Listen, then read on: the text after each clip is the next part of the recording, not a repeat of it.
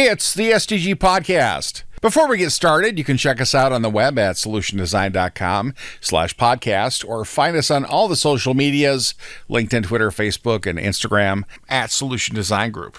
It's happening. Well, let's go around the horn and introduce ourselves before we get started. Gentlemen. Hi, I'm Chad Jettner. I'm Peter Lawrence. Travis Thompson. And I'm Kyle Bacher. And today we're going to talk about too many cooks in the kitchen. How do you deal with it? Why is it bad? What are the implications? Peter, you thought of this one. But before I push the button that makes you talk about it, welcome, Travis. It's your first time podcasting. Thank you for joining us. It's great to have you here. Yeah, thanks for having me. Excellent. Yeah, so too many cooks. It's a thing that comes up in consulting every once in a while where you get sent out to a project and you're not the only one with the title. Or maybe nobody has a leadership title. Like, oh, you're all developers. You're all equal. You're all the same. Except that doesn't really work. You can't all be the same. You can't all have equal say in every decision because somebody has to be the decider or be the one that picks the answer between two equally divided groups, right? If you're at an impasse, right, someone has to break the vote or someone has to be in charge. Right. Supreme Court has 9 so that they can break ties. There's no ties, right? Yeah. And development doesn't always work that way. Sometimes you have 9 and it's 8 against 1, and sometimes that 1 has to be the one that says, this is the way we're doing it. I appreciate your input. Most of the time, if 8 people are telling you something, you're going to listen, but it doesn't always work that way. So Travis, on the project delivery side, you're part of forming teams and working with teams and things like that. How do you avoid this problem from happening in the first place? Yeah, great question. Well, first of all, it's one of those problems that I don't think you typically bring your toolbox with, expecting to have a wealth of team members and different opinions. And so it's definitely an interesting one when it appears. I don't think there's a one-size-fits-all type of solution for a challenge like this, depending on the culture and the folks that you're dealing with and what you're working on. But certainly, I've got some experience in this realm of dealing with this on a planning standpoint. And so where Peter talked about, needing a decision maker, I'd say an inverse, but similar, is that too many decision makers is something that I've run into. And you've got competing folks where you may have, 8 people that want to make the decision, and, one person's willing to help support the democratic, sharing of ideas and weighing the pros and cons. And so, I just say real short at this point to kind of set the stage is that establishing the opportunities for accountability and transparency and a shared understanding of what we are, as a collective are trying to accomplish is a great way at a leadership standpoint to get the process going where we've got accountability and kind of find out who's the lead cook, sous chef. I don't know my hierarchy of the kitchen. I got to watch the bears more.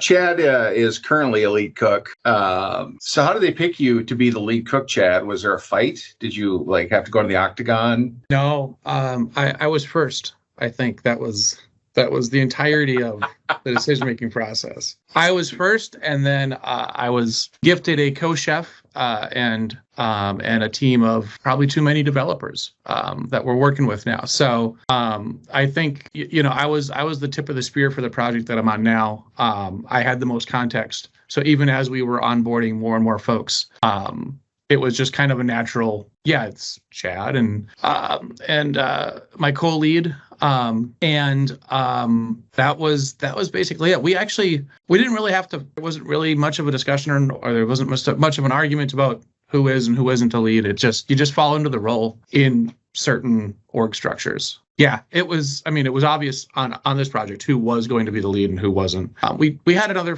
fella come on that thought he was, Gordon Ramsay. Yeah, we had Gordon Ramsay come into the kitchen.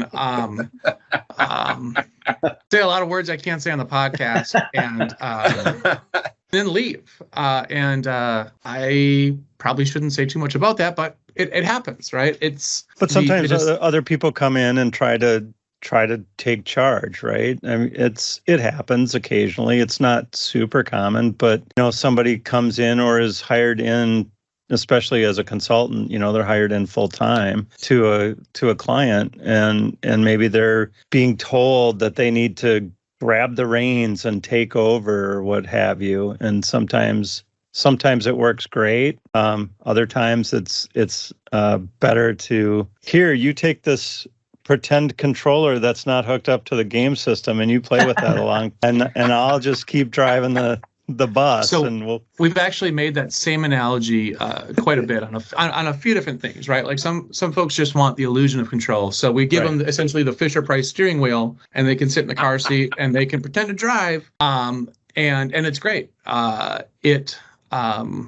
Manage, you can manage to that, right? Like once you've been in a role for a long enough and you recognize the behaviors that don't really lead to business success, you're well situated to kind of like identify that, put some measures, a fake Fisher-Price steering wheel in place, and then eke out what good nuggets you can from that guy, right? Like maybe he's honking his little plastic horn really loud and you should stop. But yeah, they're not always wrong, right?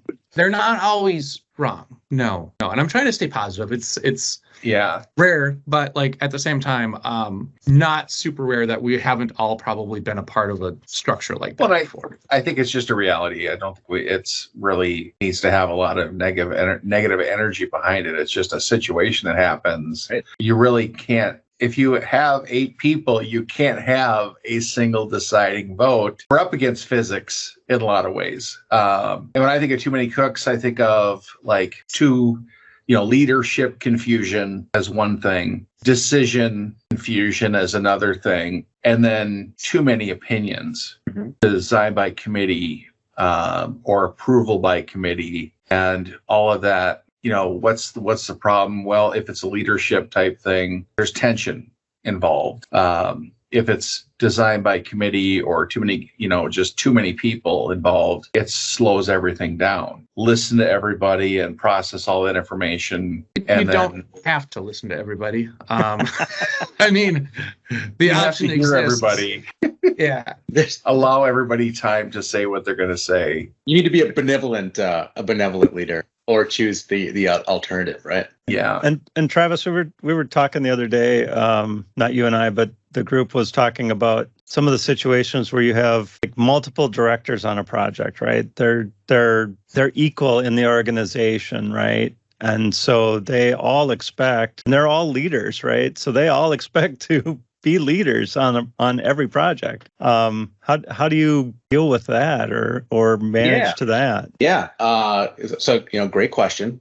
In scenarios like that where that has occurred, I've had success at times where bringing the leaders together. To give you a bad analogy, let's say like we've all pooled our money together and we've got $20, but somebody wants to buy $11 worth of something and the other person wants to buy $11 worth of something, you're going to have to you're going to have to make some trades, right? Some negotiations. So trying to serve as the facilitator for something like that, I say, well, maybe we'll spend, $10 each, just as simple as that, right? It's having the debate in front of folks, laying the objective evidence on the table as much as you know it, and just get, really drive that understanding. Now, if there's a situation where as a consultant, you're observing that this continues to be an impediment that does not resolve itself. It's the, in the spirit of supporting the team, it is the raising that as an issue to say, I'm observing this. We've talked about this several times now. We've got a contentious point where we can't make a determination strategically on where we want to go. And I see it as a real issue and an impediment. It's one of those things that Jess Herdegren, the care don't carry, has been something that has profoundly stuck with me, is that, I can be extremely passionate about making progress and trying to deliver a contribution and influence to help move things along. But at the end of the day, there are times where if you lay everything on the table, you get the proverbial horse to the water. Sometimes they just don't want to drink it. And the challenge there, and I don't know, Chad, if I'm picking up on some of what you've shared, but you get to a point where it starts to really wear on you as a consultant. And I think that's where the experience comes in, where you can't try to let that, decompress and don't carry it along, so to speak. So that's a long rambling answer to your question there. Sorry. I think viewing it, as kind of a standard problem that happens that has to be dealt with, you can take a lot of the emotion out of it. And that way, when you go home, you're not ruminating on it all evening and having nightmares and things like that. There's the butting heads, the too many leaders, the undefined leaders. That's a tough. I mean, that's the toughest struggle to deal with. And that's just basically, I've dealt with that in the past by just going to the leader of the leaders and saying, who's the leader? Who's driving this thing? And one of the things I always did as a consultant, going in, who gets to tell me what to do? Who's the person that can give me work direction on this project? Because I've been on projects where people have taken work direction from people and gone down a rabbit hole and burned 20 hours. You're on maybe it's a rare fixed bid project, multiple people drawing from a pool of hours. Not that this happened. I have 20 hours left to do 40 hours of work. And all the things you did were because you and this other guy got together and had all these great ideas and did all this stuff. That's not really what the leadership wanted. So you've got these kind of situations that spring up. So I think as a consultant, when you go in, like getting that information is that it should be a question that can be answered. Right. The question being who gives you work direction, right? Right. So exactly. In my role, I think of it more in, I'm lucky enough to be placed on whole project teams, right? How many people are asking me for a time, right? Like how many different timeline people do I have? Those aren't necessarily the folks that are giving you work direction, but they're the people that are saying, hey, when, your project managers, your the scrum roles, the directors, the VPs, all of those people. There's a lot of timeline people involved in, delivering a larger scale project, and more timeline people is the cooks in the kitchen problem that I would very much like to try to solve. And there's a certain, I want to say this the wrong way. It's not a conceit to that type of role, but an idea that, okay, I'm a director, adding this, I'll be able to. I only need to add this one little thing, man. Yep. Can't we just squeak it in there? I know it doesn't take any time. Yeah, it's not necessarily adding new features. It's this idea of, no, if we add more timeline people, and put more structure around this thing and blah, blah, blah, communication, whatever, then great. That's success. And it doesn't always work that way. Sometimes maybe you get just the right leadership role in place, fix a project problems, if that's one of the things we're talking about. But boy, oh boy, too many cooks, too many timeline people, and not enough actual hands-on keyboard doers is, I think, a bigger problem than people really recognize it as. Something you mentioned in Kyle's comment. So we are bound by physics, right? I mean, that's the management of expectations. Like you can't just continue to take on scope or this and our timeline. We just moved up our timeline a week, and it's like, well, we have to look at the actual physical impacts of making these decisions, and the transparency of those things is a delicate dance, to say the least. And Chad, to your point, I'll try to rope you in again, Travis, on this, but in cases where you do have more timeline people or people that like to be notified of what's happening and I just need to know what color we are this week or something like that. Having strong project delivery people involved really helps. Like, oh, you want to know that's Travis. He's over there. He's going to communicate that, and he's going to take care of it. He's going to take that load away from Chad so that Chad doesn't have to worry about it. That's kind of where, Travis, you can come in and help. Like, oh, they're going to add more people that I need to communicate to. That's okay. It's not going to impact the project because I'm sort of separated. Yes. There's certainly a level of defense that, in a leadership position, you can help, certainly help insulate the team from, to a certain degree. To go back to like just an effective approach, that would offer, our listeners to consider. And again, not a one size fits all type thing, but I was thinking about this a little bit in preparation for our discussion today. And I equate it to something along the lines of I stayed at a Holiday Inn Express last night. And where I'm going with that is I would get a group of decision makers. Let's stick with the example of where we've got 9 folks, right? And we're all sitting in a room together, and it's the serving as a facilitator. So having that accountability with the group to say, all right, I understand that these are the decisions, or these are the opportunities on the table where we want to go strategically with this. Priorities, these are the, how much work we think it is. Well, let's talk about realistically, like what these types of activities, like what we can do to move things forward. We need to talk to the head of marketing. We need to talk to the head of legal. What I'll do, I just stated at Holiday Inn Express last night, is I will volunteer for something that I absolutely know is outside of the bounds of my work, but the people that are in the room are those that, if we are in agreement as a collective, I'm effectively, this is almost like if you want an answer to a question, you say something that's wrong, and then you'll absolutely bring people out to say what the right thing is. So there have been situations at certain clients where I'll say, "Oh, I'm happy to go to the VP of marketing to determine like what our next 3-month roadmap priority schedule should be," and people be like, "Oh no, that I'll do that." And right. I have found that to be so oddly effective that just by stepping up, people love to see somebody volunteer, and then if you're volunteering for something that's like going to help, but absolutely not in your, in your area, that has been a way I've like pulled folks in and set accountabilities and provided transparency all at the same time. So that's first time those caller, tricks. I'll hang up and listen. Yeah, those tricks are, I call them tricks, but yeah, it's really a method of activating people. Mm-hmm. And in sales, it's called the takeaway close. So it's like, well, you're humming and hawing about this car. It's like, well, I've got this couple coming in 10 minutes to take this thing, to buy it. And it's the last one I have. It's going to take weeks to get another one. Yeah. Oh, I better do something. Yeah. I was talking to a person from a business unit about cleaning up their content, reorganizing, migrating, stuff like that. They weren't engaged at all. And I was like, well, we'll just delete everything that's older than a year. Hasn't been modified in a year. We'll just get rid of it. And I was, what? Yes. We can't do that.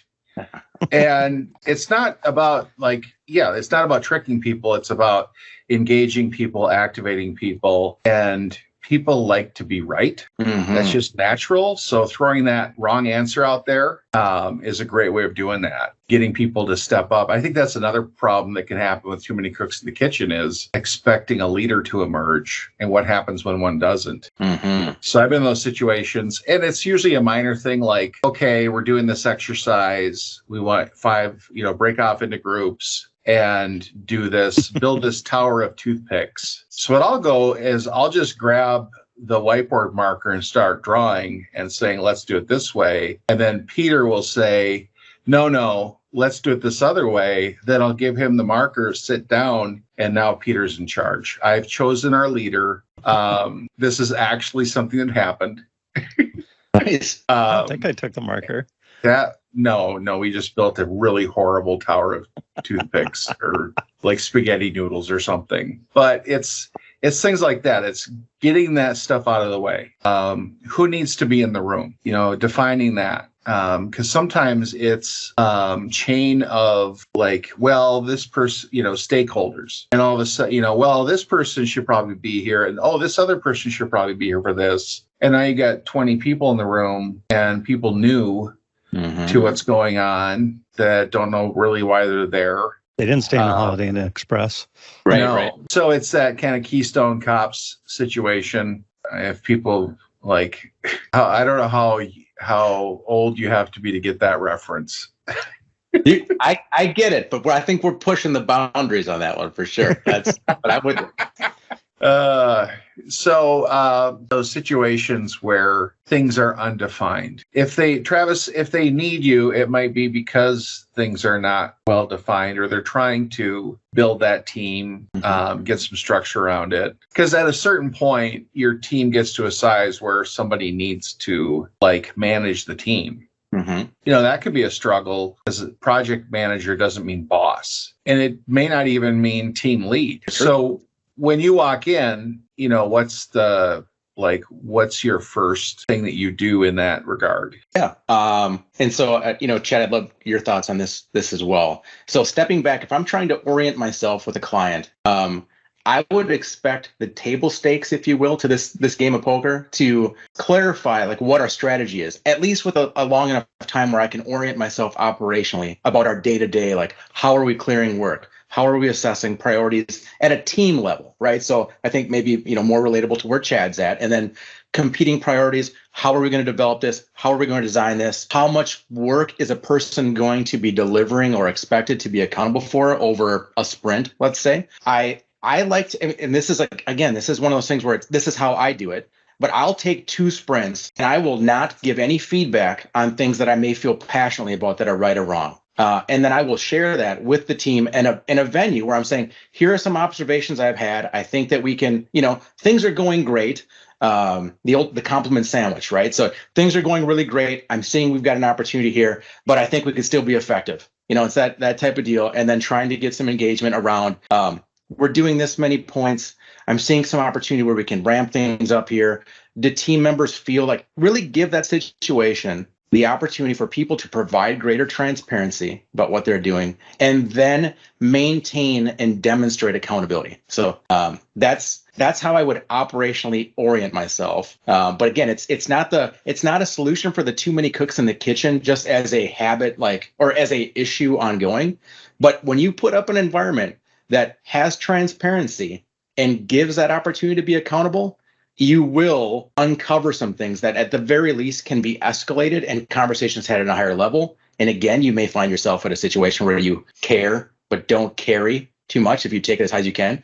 But I've seen good progress in those, in experience with a couple of clients, on that front. Measuring velocity, especially at the beginning of a project, right? Like what you just said, Travis, like don't say anything, just observe for a sprint or two. Watch how we're measuring velocity. Watch how we're measuring all of the metrics that we can kind of put around a development effort. Defining your definition of done, defining your even your like something simple as your Jira flow, like really helps surface like problems within a project, right? So like you have an expected velocity of X story points per sprint for a developer. And this is this is a real situation. Will adding more developers deliver that baby sooner? No. You're adding more cooks. I mean, the kitchen gets crowded and crowded and crowded. And this is one of the things I was going to talk to Peter about is at what point is it like, you're a tech lead on a project. If they gave you 100 developers, could you build, No. Twitter in a day? Right? No, of course not. Right? Of course not. One of the struggles that I have is identifying that number, right, and using a lot of the metrics that Travis was kind of talking about and that I just mentioned. Like, at what point in the project do you say, okay, now we have too many of this role, right? Mm-hmm. And it's not always up top. I mean, it's just as frequently low-level developers. I'm at that capacity level right now, right? Like, I can measure it by just how much I'm on the phone in a given day, and if I'm able to focus on a podcast for 60 minutes on a Friday at noon without having to answer 3 questions off on the side here. Hypothetically. I'm just throwing it out there as a... I mean, that's a really good point, Chad. It's like, there's too many cooks or too many leaders in the kitchen, but there's also too many people in a kitchen. You can't run a restaurant. You can't tell me that a restaurant will serve everybody 10 times as fast if you had 10 times as many waiters, right? The food gets cooked at a certain pace. And even if you had the cooking capacity, you'd still be running into people dropping dishes and breaking things I don't know how many analogies we're going to have on this podcast, but this one calls for a lot of them, I think, because it's a tough topic.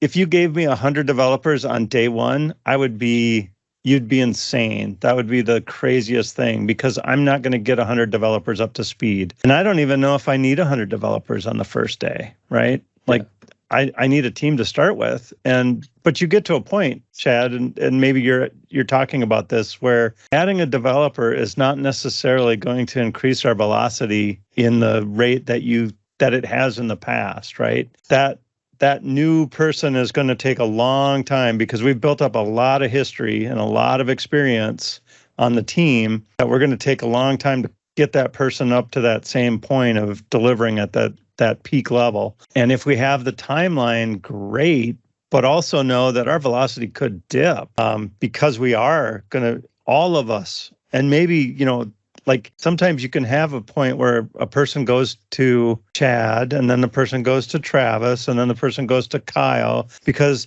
don't want to go to Chad every time because they don't want to look dumb by asking Chad too many questions. So they spread their questions around the team and slow everybody down, which can, it's interesting to see, but you can see that happen. Or Chad might be busy that day, and so I'm going to go talk to Travis for a while. And Travis was super helpful with this one thing, so I'm going to turn to him for those, but I'll still go back to Chad. But then those guys are busy, so now I'll talk. So it just really changes the dynamic of the team and makes it more challenging to keep going at a good velocity, right? Mm-hmm. Yeah, I mean, I think there are key bottlenecks in any product development team, right? Yeah. I mean, your tech leads, depending on how many you have, that's a bottleneck. Your product owner is a bottleneck, and adding capacity above and below those folks, that's a rate limiter, right? Like it's a restrictor plate, to use a NASCAR term.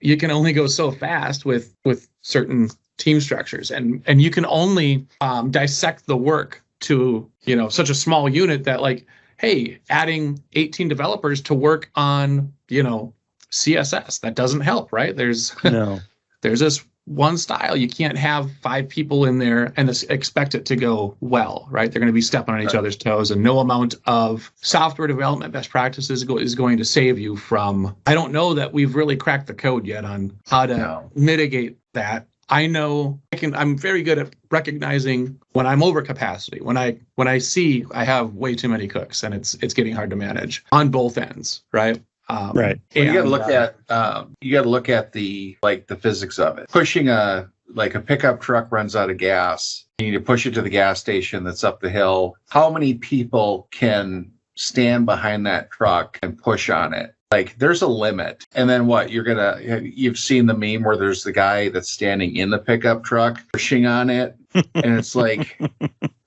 yeah, it looks like he's helping, but actually he's adding weight to the truck. He's not making that cab go any faster, is he? No, I'm the guy I'll steer. I'll be the guy that steers. No, Kyle. No, that's not good. Run the brake while you guys push. How about that? So Chad, I think you highlight an interesting aspect of this is that in terms of complexity and too many cooks in the kitchen, there's the administrative and just managerial availability challenges that come along with that. And I think you guys were highlighting that early on in our conversation. Have you had any success with trying to translate administrative or managerial challenges in a way that's translatable to throughput for the team? Who would you take your concerns to, and how would you quantify those issues? How would you recommend that to your fellow, lead chef? That is a great question that I don't have a great answer for, right? Like, it's more of a for me and my other lead chef. It's more like we touch base at the end of every single day, right? Like 4:00, we get on a Teams call, we crack a grain belt and a summit, and we're like, hey, what happened today? Because we'll recognize each other, like, being busy constantly throughout the day. We'll compare notes and we'll do, a brain dump of the afternoon. Boy, I wish I had some great metrics to say, yes, Travis. I mean, at this point, I recognize that I was actually impeding progress on the project instead of helping it, right? And I can kind of tell, all of our agile tools kind of help inform a little bit of that, right? Like, if I've got 3 developers stacked up waiting to ask us a question about their story that they're working on, obviously I'm the impediment at that point, right? Like, I'm actually slowing down progress. But was there something that could have happened before it got to that point? Better acceptance criteria, better description of the story, better whatever during sprint planning, better all of this stuff. Maybe. I don't know. I'm doing a horrible job of answering your question. I think no, not at all. I think you're doing it. So just to raise a question and maybe a kind of a relatable situation is that, let's say hypothetically we're at a client and you're very passionate, or someone is very passionate about the process for approving pull requests, code reviews. Let's say you've got a ton of cooks in the kitchen, right? And let's say you've entered into a very administratively heavy 3-person code review. Now, this is a situation where I have seen in the past where if 3 people need to provide code review, well, it's nobody's problem, right? Like, somebody's going to catch something. I'm not accountable for bad code because there's a triumvirate of us that are going to rubber stamp this effectively, right? And that was the quickest way to get code through, was to have a large group of people approving The more people we had approve code, the faster it went through, which we thought was quite a conversational topic. And so Chad, if you're really passionate about a way to do that, let's say you feel strongly that a lead architect or lead dev, and I don't want to put words in your mouth, but should do the code reviews, but you know that's going to slow things down because of the administrative overhead. Having that conversation with your client and or your team to come up with a good, just sharing that understanding, that transparency, would that, help you feel better at the end of the day, even if you felt the team wasn't following a best practice? So that's a big thing for me, right? Like, especially with code reviews, I've seen some ridiculously rigid code review processes. Like, hey, one of the tech leads has to be on this, or you have to be in the code reviewers group, or you have to be in this role or this title in order to get code moved through from dev to whatever. I'm the exact opposite. Like, the entire team has the ability to do code reviews, right? We need one approval on anything to get it moved out of local dev and into an environment. The onus is on us as leads to hire the right people, right? And get the people in place and get them trained to be successful at doing exactly that. If we find somebody that's just rubber stamping code, we'll have that conversation when we have to have that conversation. Mm-hmm. But man, we're really not curing cancer, right? We're building products and we want those to be well architected, well designed, technically sound, secure, all of the other tenets that we try to push for success. But at the same time, we're not going to kill anybody if, a bug gets through and you can't see this drop down on Internet Explorer 4.0. Nobody cares really, right? So just relax with all of this insanely rigid code review process. I mean, maybe if you're in finance, maybe if you're dealing with highly sensitive information, missing a level of precision in your rounding is going to cost the company millions of dollars, maybe. But even in that case, exercise your QA process, exercise every other stopgap against that, and trust it, and do better at hiring. If you're constantly getting horrible code passed through all your environments and you're constantly dealing with bugs and issues and everything else, that's not a code review issue. That's a hiring issue or a training issue or something else. Code reviewer issue, perhaps. I mean, maybe, but some of these code reviews, you might not even catch that in a code review, right? Right. Level precision errors, right? That really, really cost people money. That's something that you should catch in testing. That's something that a QA process should catch, or an automated test should catch, or any of those other things. My code review process is, hey, you've introduced new code. Do you have a unit test for it? Can I make sense of the unit test? Does the unit test actually test what you think it's going to test? Are you using, is it reusable? Is it supportable? Blah, blah, blah, right? I need to understand literally every little bit of logic you're implementing there. I mean, I'd like to, but not really. You don't need to do a code review. And you shouldn't want everybody to know every iota of the code to do the review, right? The review is to make the code supportable and not introduce technical debt, right? In the long run, that's really what a code review is to do, is to make sure that we're not you've introduced this 12 new libraries that we really don't need right now, or something like that. And I agree with you, Chad. 2-person reviews, the first person is the detail, the second person is the quick sweep, and then off we go. And in some cases, if you get a code review by 2 quick sweepers, you wait for a detail person to review your code as well. And you certainly have those people that are I'm looking for details and I'm going to catch those. And other people are I'm looking at the overall, I'm making sure unit tests exist, I'm making sure they make sense, that kind of thing, but not and I'm making sure that this for loop will never run out, into infinity or anything like that. So I think that's I've never been part of code review or any of that. Working on being a master configurator and not writing a lick of code in my entire career. Maybe that's not true, but when you're you're going to do code review and you need those people as part of the project, and you're going to choose, do you choose those people? Are they chosen for you? Do you build that team? Do you give them the litmus test or rubric for what the code review is, what it's for, what it's doing? How do you do that? You should have coding standards that everybody's agreed to ahead of time. Your team is going to develop those rules and those rubrics. But oftentimes, if you're handed people that are to do code reviews, those are the things that Dad mentioned. Where okay, it's great that we have a code review group in our AD, but anybody on the team should be able to do a code review. Anybody on the team should be able to read code, and if they can't, you've probably made some hiring choices that you're not happy with at that point, because it's a team. Your team is productive, and your whole team contributes all the way through to every part of it. And crappy code's going to make it through regardless of what your process is, right? So my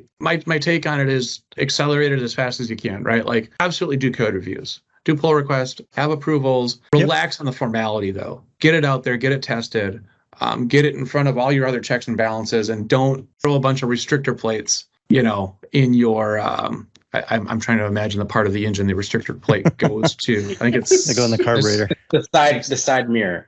On the header. Yeah. The side mirror. There you go. The flange. The other thing, like with code reviewers or things, is there's a lot of tools out there for code quality. And if you put those in place, your code reviews are basically just rubber stamps anyway. You're going to look at the logic and not at the We do not have the time for me to go on about tools like SonarQube and Veracode. I clearly touched on a sensitive topic here with them. Well, I look at, Chad is trying to throw off structure that's unnecessary, or he sees as unnecessary. Travis gets brought in to bring structure. You guys ever have fist fights in the parking lot? Do you ever throw down? Thankfully, no. We always do in the elevator. Yeah. No. I'm a big proponent of my QA department. They catch bugs. I love project delivery because they keep me out of project delivery, and that's not something that I excel at. And that's why I'm not in project delivery group. So we kind of hyper focused on, for the last, 20 minutes, like the development side of it, right? Peter, I feel like we're at the roles now where we're kind of in the middle. There's developers we're responsible for, and delivery folks that we're responsible for reporting to. I've taken to managing above is usually just is me blasting out my status, not just to my CM, but to, my distribution list is like 6 people now. Right. And if you have any questions on what that is, and I can add a 7th and an 8th timeline person to that list, but blasting that out to them and then screaming about concerns during, hopefully folks are doing some sort of multi-level weekly meeting with leads and everybody else, right? Like screaming, I get my status report out there before that. I expect it's read, and I expect by the time we have our weekly scrum of scrums or whatever you want to call it, anybody that has concerns about what I wrote will talk to them there. That is an unrealistic expectation because as verbose as I am, it almost never gets read. But there is a record of, hey, we have this issue, fix it, address it. Here's the first time it was raised. You just pointed to the table of contents on your status report. There is very specific formatting. Yeah. I wish I could do Markdown and wikis in the status report. That'd be great. Actually, I have one more attack vector on the cooks in the kitchen concept, and that's when extra cooks will take on tasks that aren't really theirs, that they shouldn't be taking on. Mm-hmm. I'll own that. I'll do that. I'll take that. And it's like, well, you're like 3 levels up in the management structure from this project. Why are you taking tasks on that are part of the team's workload? So how do you? It's usually somebody that you have to be diplomatic. Can't say no. Can't just say the word no. You can't say, well, we want this to get done, so we're going to have to take that back from you. Or how do you have them relinquish that and not do that? How do you handle that situation? I've had it happen on projects. I've seen it happen. And at the time, I didn't know how to handle it either. We just kind of worked around with it, dealt with it. We actually did the task in, duplicating efforts. And then it was a mess. So have you seen that happen, Travis? Absolutely. I'm trying to think of what I should switch the names to protect the guilty. Undoubtedly, unfortunately, it's one of those things where, again, not a right size for everything. I really I think at the end of the day, my philosophy is try to simplify to the point where if we try something that's simple and it doesn't work, you can try something else simple to move out of that. And it's easy to maintain a tangible level of understanding over a large group of folks. So the example that you gave, if I've got someone coming in, let's just call them, okay, let's not call their function, role, or anything, but a leadership type person who is adjacent to the project that may have, full fill line accountabilities coming up their way, will want to dictate strategy of the project or product team. And so understanding the fact that, like, they are, let's say, out of bounds, like you could objectively demonstrate that this is not, helpful, and, whether it's roles, strategy, or distraction for the team, that this shouldn't take place. You have to handle that very delicately. My approach doing that has been to be as straightforward as possible, because I think that so the simple solution, what I was referring to earlier in this wordy response, is that I try to demonstrate accountability and provide transparency. If I tell you I'm going to do something, you'll know that. I will do it. And if I set that expectation, subconsciously people will realize that you are there to get things done. You're so confident and comfortable in what you're trying to accomplish that you're sharing it out there. There's nothing happening in the shadows, right, that people need to be worried about. So if someone like that comes to me or comes to one of you guys on a project, I have seen that really resonate with folks, right? Like if I tell you I'm going to wander off into nowhere, but I'm someone that has established that credibility with you, they're going to have more success delivering that message. So what I like to do is, if in the situation that's coming to mind for me, I went directly to that leader and I said, I understand, here's my interpretation of what you're trying to accomplish by your feedback about how we're doing A, B, and C. And I think it's hampering the team. Knowing full well the person I was speaking to would not respond positively to that type of feedback, or I'd seen in the past. Establishing that rapport of doing what you're going to say and saying what you're going to do, those simple elements gave a completely different reaction from that person at that time. They recognize it. And again, I'll say it, I think maybe for the 10th time. It doesn't work all the time. Like the response I got there was very positive and not necessarily what I expected. But at the end of the day, the simplicity of doing what you're going to say and saying what you're going to do has really helped to have direct, well-intentioned conversations on behalf of the team. I think assuming positive intent as well.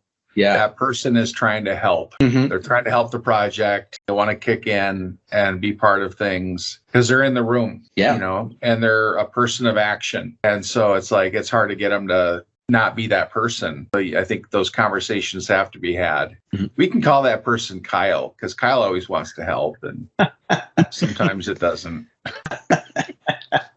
All the Kyles I know always benefit. I'll help with that. No. My plate's completely full. We I'll got help with that. 4 minutes. Any parting thoughts, Chadwick? No, I just, it's a tricky problem to solve. And eliminating barriers to productivity. I mean, if you're given way too many cooks, do whatever you can to, at the very least, eliminate barriers to productivity, right? Don't put more stuff in don't put more process in just because you have a lot of people now and you need to make sure that everybody's doing this, and this. Make sure you've got a balanced approach to delivering products, right? Open up your pull requests to more people, but double down on QA if you're going to do that, right? Like balance it out in a way that makes a lot of sense and makes people, if there are too many of them, as productive as they can be, without introducing too many roadblocks for them. That's it. Oh, you summed that up in 12 minutes. That was amazing. I like your idea of having the right people responsible for the right things and keeping it simple. I think that's going to help in the long run. And identifying the situation and for me and others at STG, we just reach out and ask for help for somebody that's dealt with it in the past. And look to those people that can help you work around those situations. How about you, Peter? You say that. I think the wealth of expertise and support that I've observed in my few years at STG has been inspiring, to say the least. To be able to bounce ideas off and the different collective experiences that the leaders have at STG is a fantastic first spot to start with. If something doesn't smell right where you're at, you probably work with a dozen or more people at STG that can give you a constructive perspective to help you craft a strategy forward. And I think that is a fantastic point, Peter. My parting thought is is there's physics involved, and it's not evil people intentionally adding drag. It's not Kyle's in the truck pushing on the cab. Or the tailgate. Yeah. So assuming positive intent, like taking the drama out of it, I think is probably the most helpful, because then you're not, that's drag in and of itself that you just don't need. You've already got a problem. Drama is adding a problem to a problem, and you don't want that. Say goodbye, everybody. Goodbye. Bye. Thanks, Bye, guys. folks. This is great. Solution Design Group is a digital product consultancy in Minneapolis. Check us out on the web at solutiondesign.com or look for us on Facebook, Twitter, LinkedIn, and Instagram at Solution Design Group.